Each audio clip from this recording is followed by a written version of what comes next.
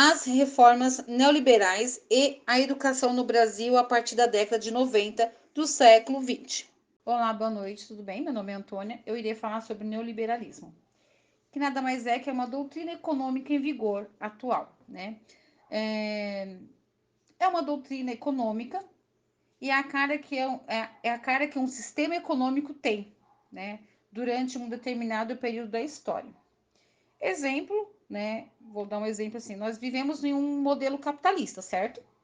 Então, esse modelo tem seus princípios. Esses princípios não mudam ao longo da história até os dias de hoje. E lá se vão muitos séculos.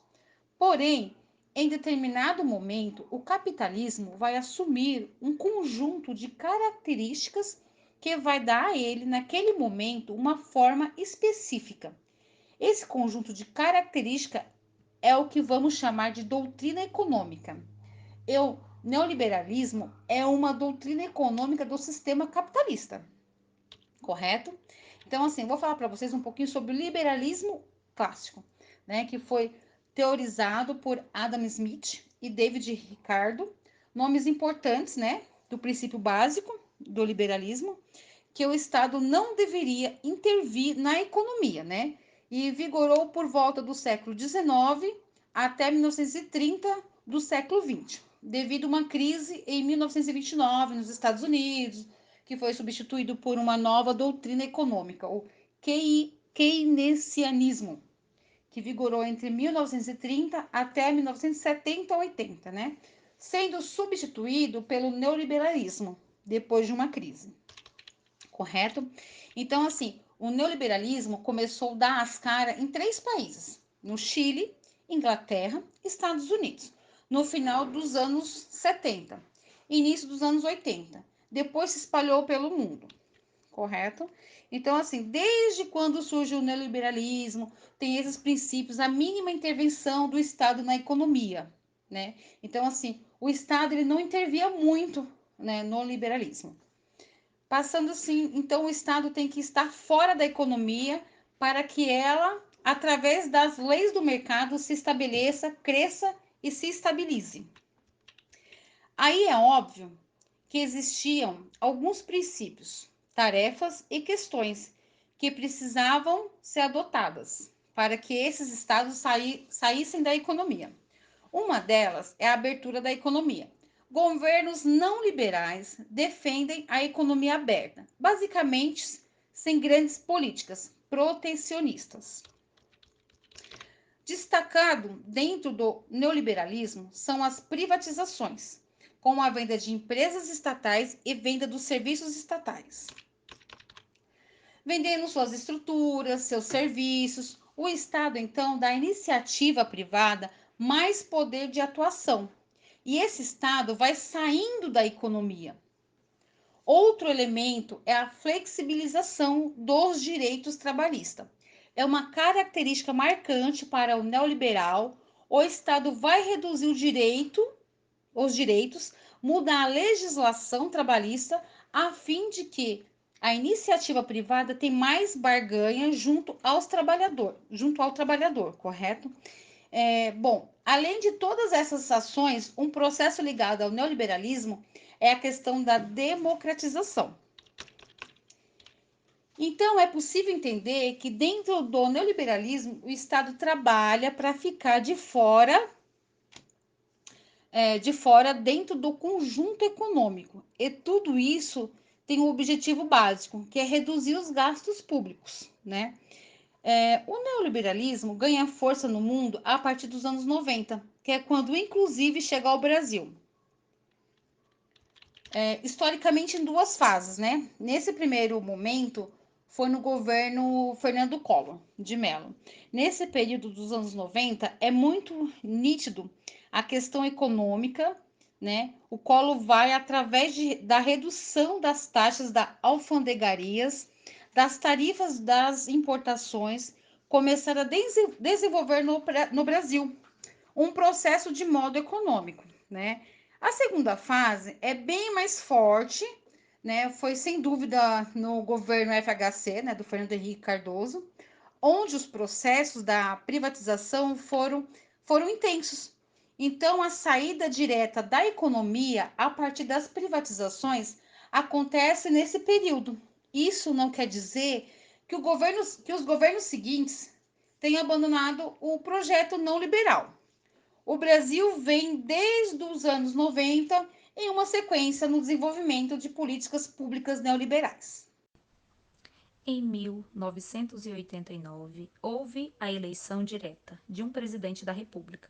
Depois de quase 30 anos, os brasileiros elegeram Fernando Collor, 1990-1992.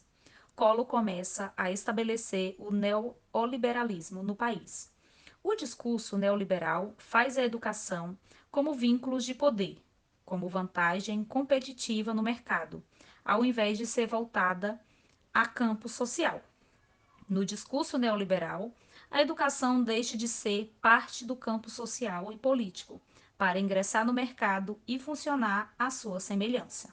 Três objetivos relacionados à doutrina neoliberal atribuiu ao papel da educação: atrelar a educação escolar à preparação para o trabalho e à pesquisa acadêmica, ao imperativo do mercado ou às necessidades da livre iniciativa. Olá, boa noite. Meu nome é Daniela.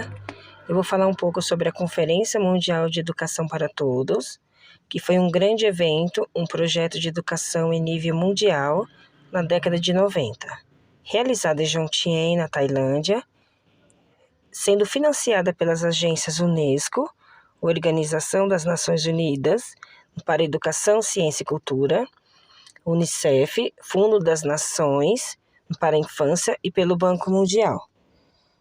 Foi um documento que tem como prioridade a garantia de todas as pessoas os conhecimentos básicos e necessários para se obter uma vida digna, uma sociedade mais justa e humana. Os principais fundamentos da reforma imposta no decorrer da década de 90, especificamente no Brasil, foram a descentralização, que é quando uma pessoa jurídica desempenha responsabilidades e obrigações específicas do Estado, indiretamente na execução do serviço público, né? E autonomia escolar, que é importante, né, um princípio importante da gestão para a concretização do planejamento garantido pela equipe pedagógica, administrativa e financeira, viabilizando a vivência de um trabalho favorável para todos, né? E a cogestão da comunidade. O que seria, né? Seria o modo de administrar que inclui o pensar e o fazer do coletivo. Esse documento tinha diversos objetivos, entre eles, satisfazer as necessidades básicas da aprendizagem de todas as crianças, jovens e adultos, expansão dos cuidados básicos e atividades de desenvolvimento infantil, especialmente as crianças pobres e com deficiência, redução da taxa de analfabetismo, universalizar o acesso à educação e promover equidade, ou seja, a educação básica deve ser proporcionada a todos os educandos, melhorando sua qualidade, como tomar medidas efetivas para reduzir as desigualdades. Além desses objetivos, é importante também ressaltar outros, como concentrar a atenção na aprendizagem para que esses educandos aprendam de fato e obtenham conhecimentos úteis como habilidades de raciocínio, aptidões e valores. Propiciar um ambiente adequado à aprendizagem, com garantia a todos em assistência à nutrição e cuidados médicos. Dentre os principais indicadores da educação no Brasil no início da década de 1990, destacam-se o elevado índice de analfabetos adultos, próximo a 18 milhões de brasileiros, as altas taxas de evasão e repetência, aproximadamente 60% dos ingressantes no ensino fundamental, ensino de primeiro grau, à época, deixavam de estudar por volta do quinto ano de escolarização e 91% dos que concluíam os 8 anos da escolaridade obrigatória reprovavam pelo menos uma vez ao longo de sua trajetória escolar.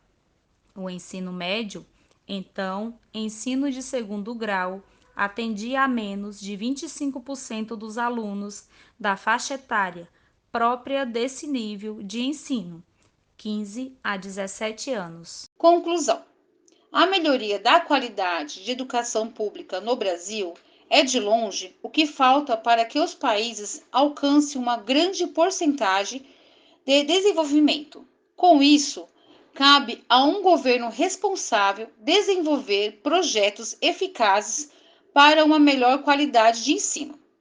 Esse foi o nosso trabalho, espero que tenhamos contribuído para o conhecimento de todos.